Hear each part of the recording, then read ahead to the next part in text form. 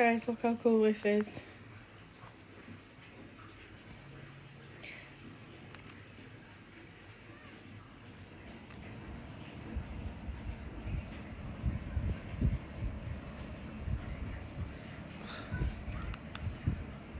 You can change the speeds.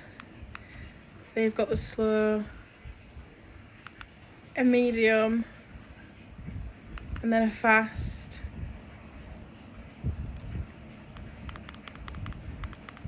And then you can turn the brightness down on the light as well. And turn it back up.